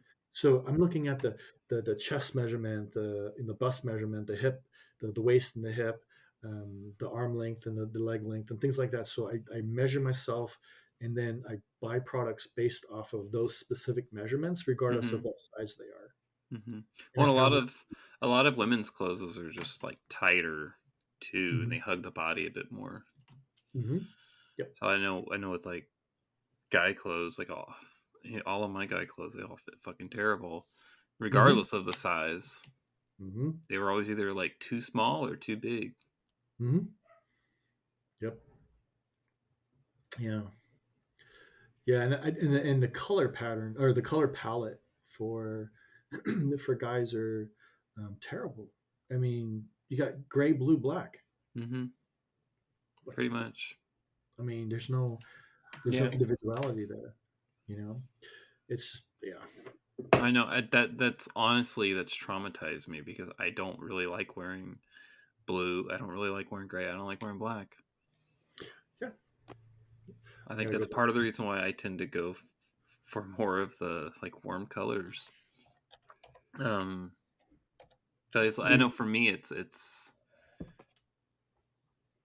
like a reminder, I guess. Yeah, my wife wears all those colors like that. She likes black and in sort of Mm-hmm. bland colors like that. Mm-hmm. And I showed her my wardrobe, and I have a lot of colors. I love colors. I love patterns. I love Mm-hmm. all that kind of stuff. And she made the comment to me the other day. Said, "Wow, you've got a lot of color there. You really have a lot of different. Your closet is very vibrant, and to me, it's happy. It's happy to be something that's not bland and it's too simple in nature." Um, oh gosh, man, we went through a lot. Now we get um, so as I am starting this journey, doing more of this. So it's beginning of this year, I started doing hair, I started doing makeup, I started Mm-hmm. really kind of refining little things. There's certain things you need to do. Um, uh, and I find that taking a little bit of time and going slow with it and understanding the processes. YouTube University is great for. It didn't used to be like this, where I could go on a YouTube and look at makeup for trans folks or anything like that. This didn't exist, 5-10 years ago, because it is different makeup. It is different techniques. There's a different styling with it, and we didn't have that ability to do those things. And I'm just thankful that that is there now, Mm-hmm. because it wasn't there a couple of years back. It just didn't exist. Mm-hmm. Mm-hmm. So I do a lot of that. I watch a lot of videos. I watch a lot of stuff like that, and learn as much as I can from those, and then I start to experiment on my own until I get it right. And let me tell you, the very first time I put on makeup, I looked like a raccoon, and and it Just just use a little less eyeliner. a little lizard, yes. And so I kind of know where I fit, and so I'm refining that now. Also, as you age, I'm learning that your um, the way that you put on makeup, the things that you do with makeup need to be a little bit different. I'm in Mm-hmm. my 50s, so eyeliner, not eyeliner, but mascara is different for older people than it is for younger people. Mm-hmm. My eyelashes are starting to get thinner and fewer. I've discovered a product. I got to go pick it up today, but it's for the 50 plus Ah. lady who it's a different design, or has a different kind of stuff in it that's really designed for people with less lashes or thinning lashes. And so, I'm always looking for products that are more sort of age appropriate for me. What are they? And What's it called? let's see. Because I'm sure some of the Cross-YAAS listeners would probably like to. They It might is like to know. They might like to look it up. let's see I here. mean, this isn't a sponsored video by them, but if they would love to, uh, you can find me. I'll be more than Let's see. happy to Yes. Let me just pull present. it out. While you're looking that up, I want to ask if you have any, because you're kind of going through like all the baby steps and small steps and stuff. Do you have any like goals for the year, Yes. or not even necessarily the year? Just do you have any goals with your gender exploration or expression or whatever it is that you are or you consider it? Well, so my goal is to I want to be out in public.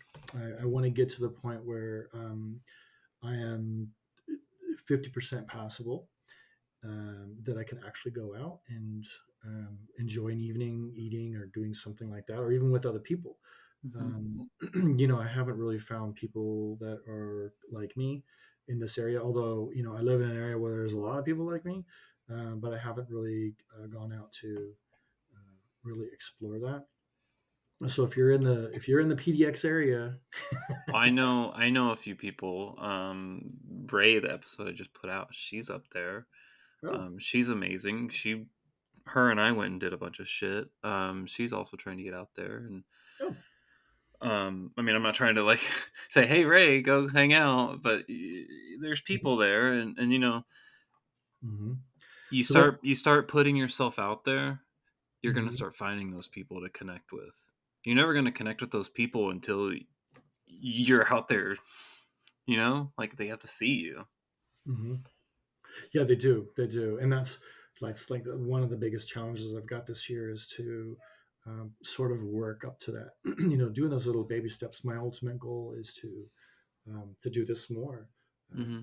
and Well, whether I come out at work or not, I don't know. That's still kind of to be seen. But and then coming out to my family. I mean, my wife knows, but I don't know, and that's one of my biggest fears is that sort of unknown of how is this going to how is this going to impact the people around me, because I'm just not asking them. I'm not just telling them, hey, guess what, I have this sort of side of me that that's always been there, but I've never really explored and I've never really let out, and now it's out. Because when you do that, you're asking them to accept that and to change that about their feelings or perceptions of you, and sometimes those individuals, or the people that you tell, don't have a grasp or don't have an understanding of the idea that there's more than two boxes that we can put somebody in, um, and a lot of times that will lead to um, you know sort of dissolving of relationships, or changing of relationships or perceptions. And so those are all things that are very difficult um, subjects, and they have to be weighed very carefully. hmm of you course, know, of course. but I think it's worth doing. I think it's worth exploring those things, and I know that when the time is right, that we're going to get there. It's just a matter of getting there. And So I have to ask: is there anybody in your current circle besides your wife that you you think, or that you're fairly positive that would be supportive?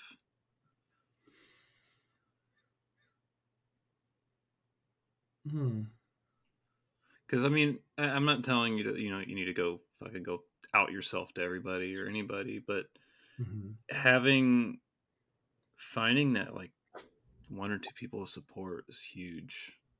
it is. It's really really huge, and I know it can.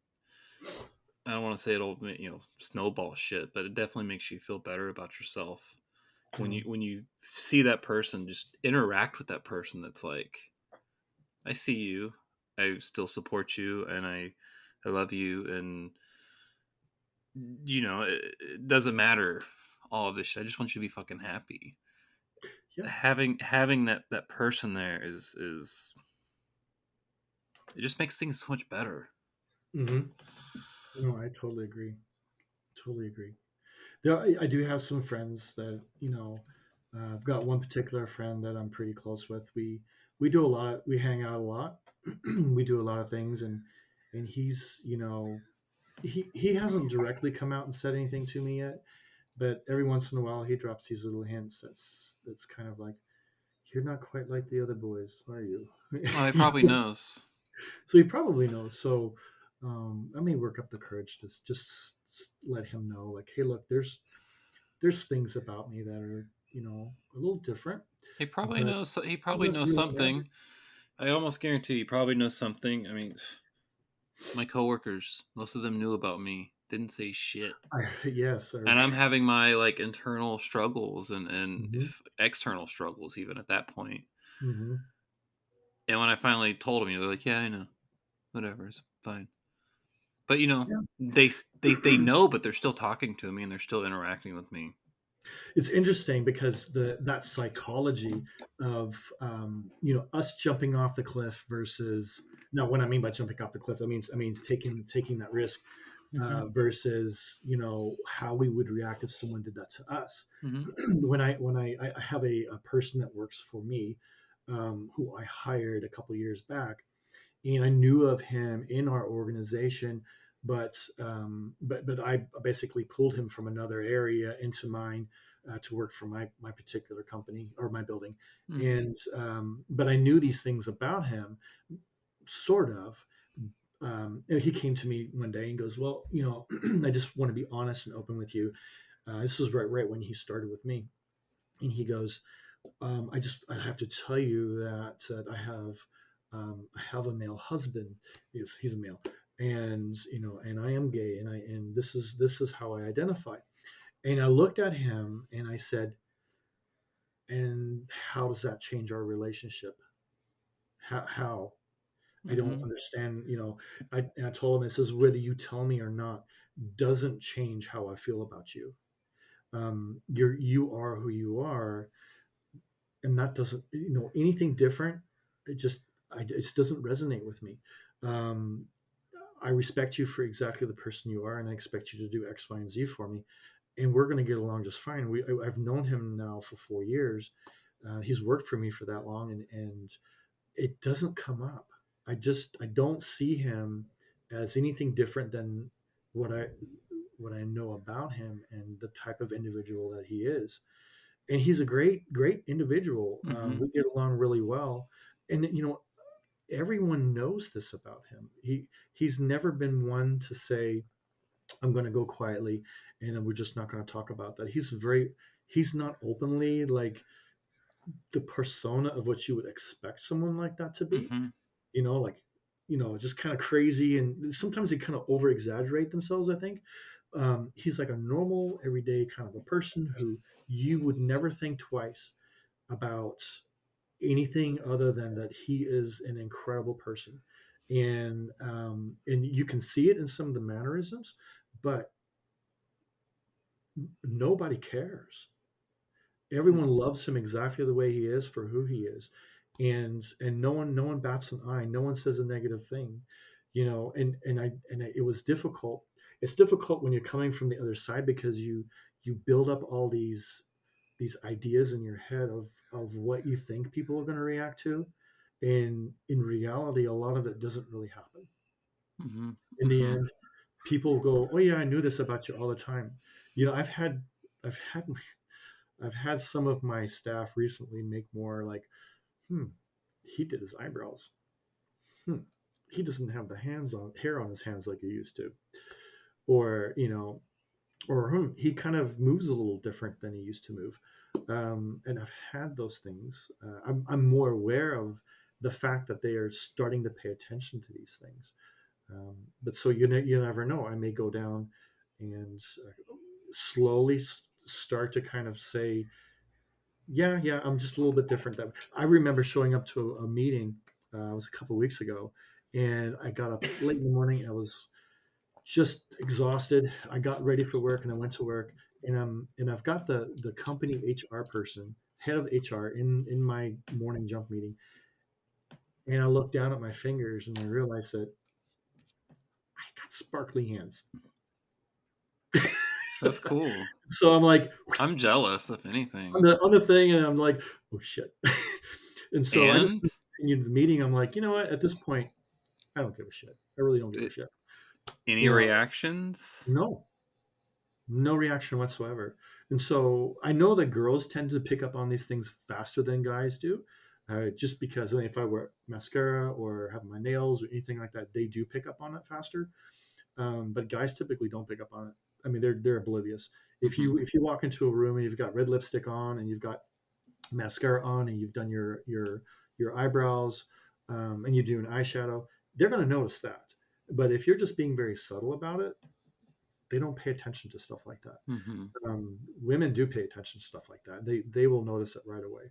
And I do know some females in my group of people that have started to notice little things, but they don't say anything out of They respect. won't. They They won't. won't They want you they to won't say say it. it. They won't say it I because mean, you might they're have that one random person that might let it out, but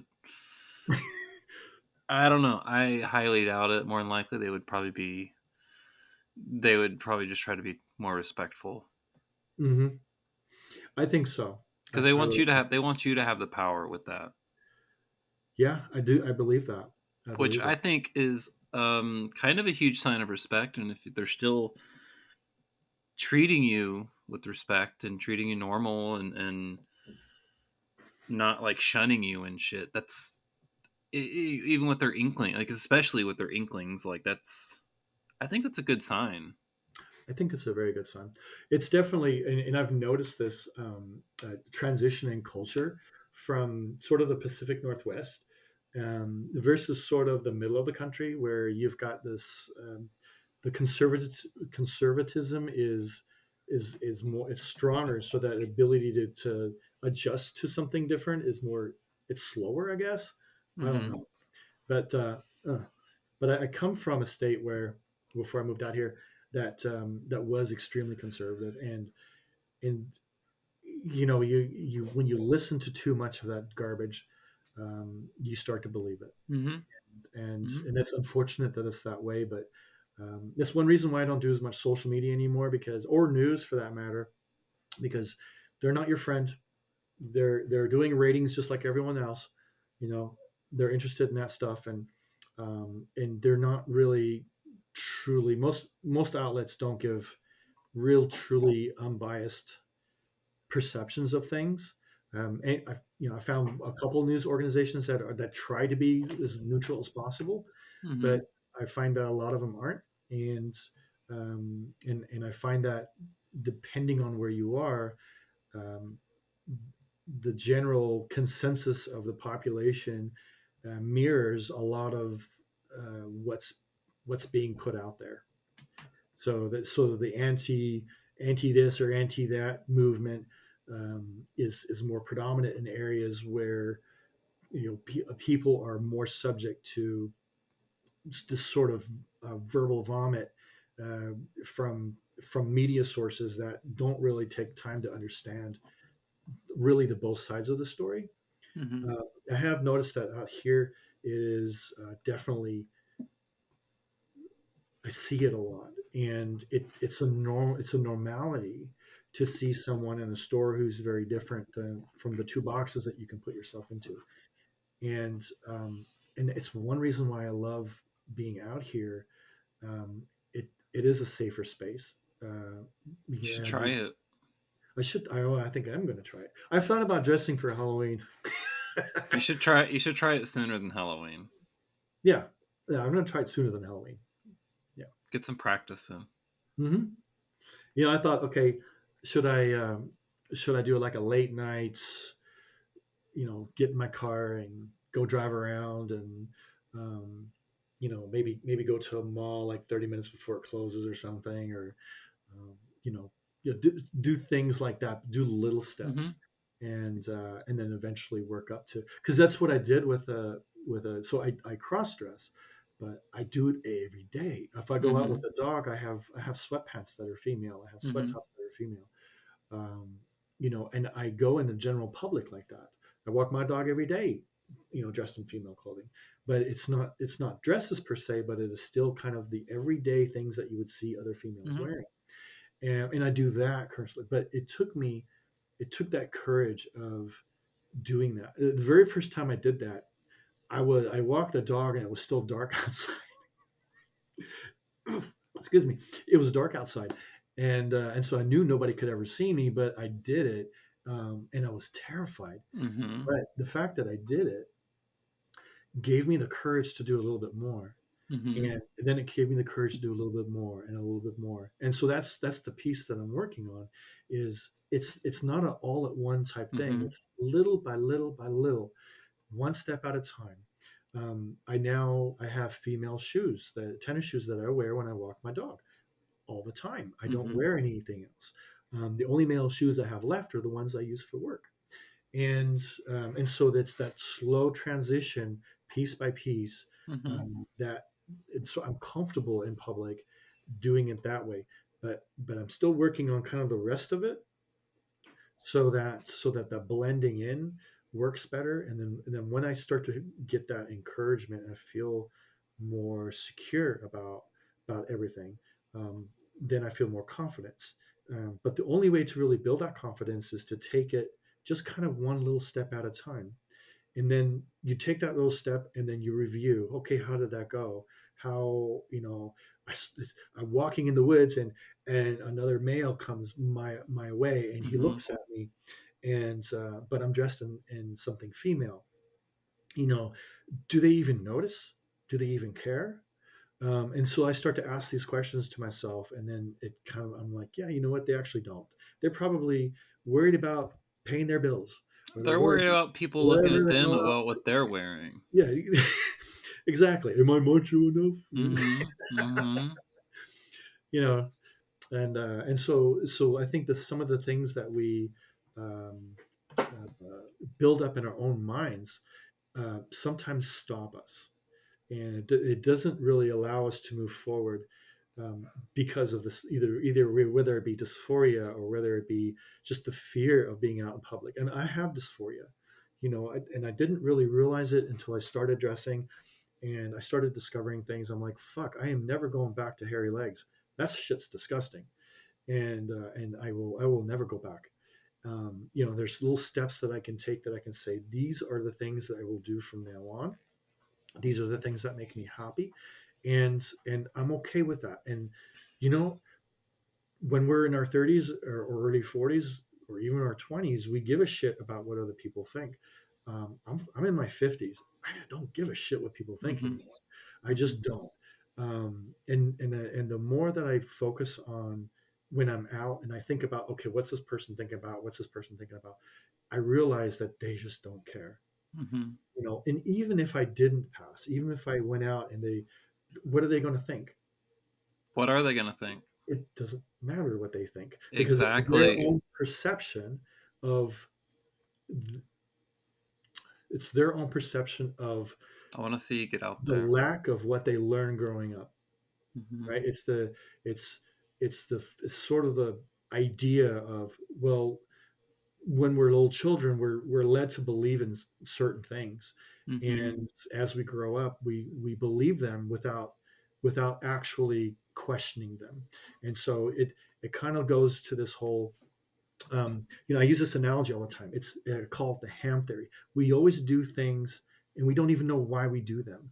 Well, we think about people of transgender. We think about non-binary people in a certain way because that's always what we were led to think, right? And so the ham theory goes like this: this guy brings home a ham. He goes to the state fair. He brings home a ham, and he gives it to his wife and says, "Sweetheart, can you cook this ham?" And she says, "Sure." So she takes the ham, puts it on the counter, takes a knife, and cuts the two ends off and puts it in her pot. He goes to her and says, "Well, why the hell did you do that?" And she says, "Well, I don't know. That's just the way I've always done things. It's always in my head. I always thought this way." Mhm. And she goes, "Well, who taught you this?" And he goes, "Well, my mother taught me this." Mhm. And so she goes, "Well," he goes, "Well, won't you ask her?" So she asks her, And that's the and way she her says, mother "Well, taught her. that's what her mother taught her." Yeah. I don't know if you ever heard this before, I but heard that, yeah. oh, okay. And so he finally gets to the grandmother and says, "Well, why did you cut the ends of the ham off?" And she says, "Well, I don't know why you guys are doing it, but my pan was too short." Mhm. And Mhm. so I think we kind of lose ourselves in this idea of everything has to be a certain way because that's how we grew up or that's how our grandparents grew up. It's when you start to realize that things aren't always the same as they evolve. Mhm. The cultures changes, society changes, the idea of Be the who we are change. changes with time.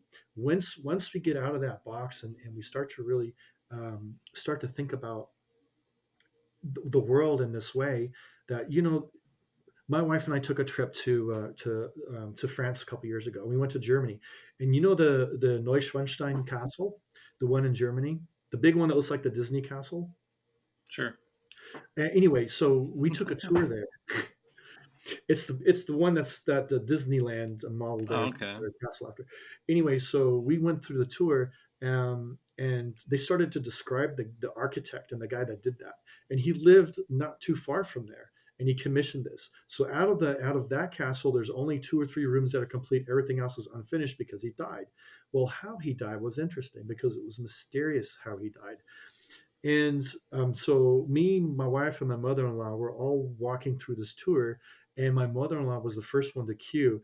She told my wife, she goes, "I think he was gay." And then my Mm. wife and I looked at each other, and we got all this data in front of us, and we looked at each other, and goes, "Okay, first of all, no straight guy can build a castle that pretty. Okay. And the circumstances under which he died kind of point in that direction. And Mm-hmm. you can't say it, but you can think it. And I Mm-hmm. thought, okay, well, so this has been going on for an eternity. Mm-hmm. We have been like this for forever and ever. There have always been people that have been like this. This is not something new. This has been something that's been around for a very long time. It's just only now that we're at a place as a human society where we can say, yes, there are differences.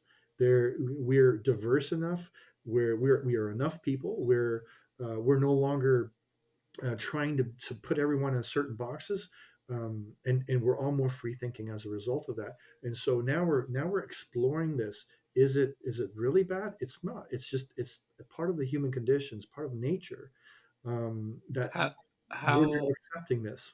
yeah, how do we help make that change? For me, so Like how do we change people's perspectives on their learned ideologies of what trans people are? hmm,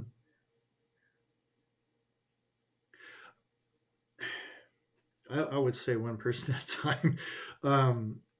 Especially in the news right now, when you see all Visibility, these, what's that? visibility. I think visibility is important, but yeah, of course, there's a lot of news out there that portrays trans people as very bad.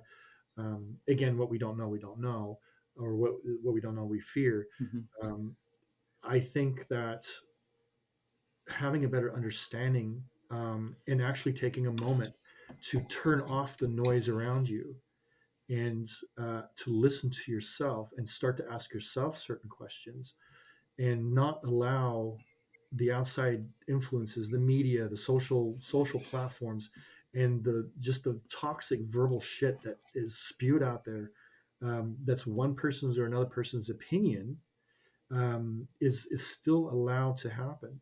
And until we as individuals look at this and go, I want to understand this better. If I have a better understanding, then then I can form my own opinion. Mm-hmm. I think this country is stuck in its inability to have its own opinion.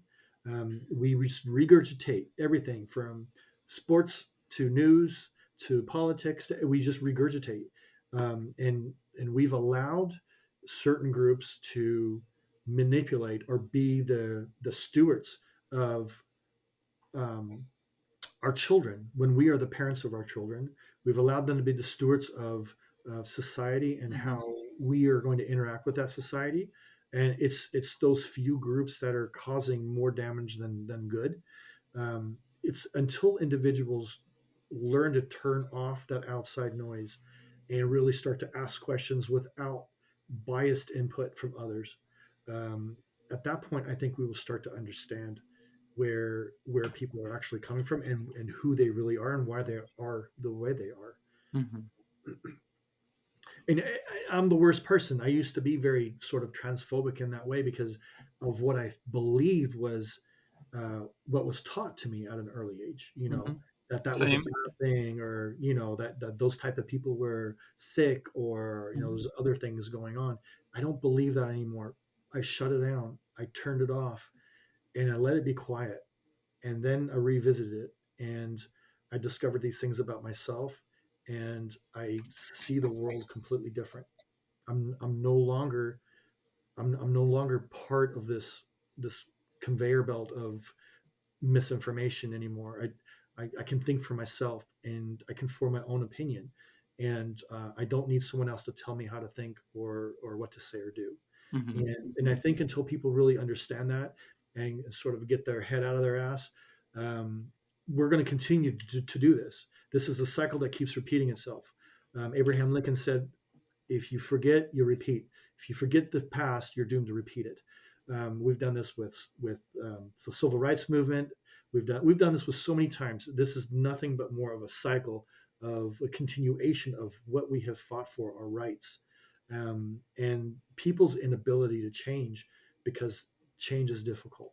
Mm-hmm. Um, Mm-hmm. Having really shutting things down and really understanding is difficult for people to do.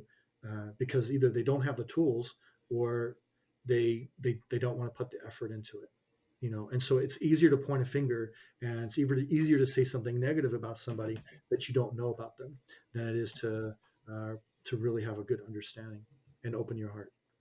Okay, I agree, and I really really want to see you get out there because I can just see like the blossoming. It's gonna happen, and you're gonna be fucking glowing. I can fucking see it. I sense it. It's gonna happen. And I really really really want that for you. Um, we are running out of time, unfortunately, with Zencaster's new rules or Mhm. whatever. So, um, I just kind of want to start winding down, and just I wanted to just ask if you had any last things you would like to say, or anything you have questions for me, or things you'd like to see in the podcast, or I'm glad whatever. I'm here. I am very happy that I'm here.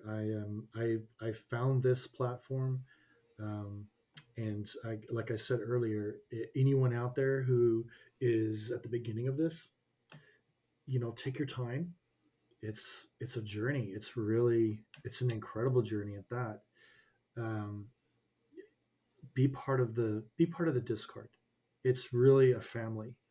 I have seen highs and lows, and everyone in there is just funny as shit. It's a great place to be, to feel safe, and I wouldn't want to go anywhere. So you guys are just amazing, and the podcasts are amazing too. I listen to them all the time, and I've often wondered about what I would say, and I thought, okay, I'm going to be really filtered about this, and Two after doing hours worth, that, and I yeah, feel like you have so much more to talk about. I do. Hopefully, I can come back one day and share more in the progress and everything. But I would just want to tell everyone out there who is part of this journey that um, you're loved.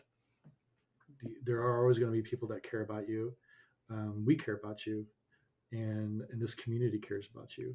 And if you ever feel down, or feel depressed, or you need some help, you know, the Discord is a great place to start. I have sought therapy as well for depression and my PTSD, but I just get some friends, get some help. We're out there, Hmm. and it's not the world that it was 10 years ago. It's not the world that it was 5 years ago. It's really a different place, and it's very beautiful when you get there. It's very Oh, beautiful. for sure. And I know you're gonna get there. I feel it. And I Oh, I'm on cannot my wait. way. I cannot wait. I want to hear your story of you going out and doing whatever fun, crazy thing you go and do. And I cannot wait to hear that and put it out there. And I can't wait. I can't wait. I'm there. Um, I'm also really hungry too. Same here. I need lunch. So on that note, if you don't have anything else, we have 2 minutes. I just want to say thank you for coming on the podcast and sharing your brief bit of your story, and like I said, I can't wait to see what you grow into. Well, thank you. I appreciate it.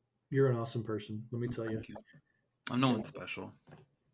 I mean, I am special, but Oh my goodness, you made my day. You have a good one. you too. Cool. Lots of Thanks love. again. We'll see you. Bye.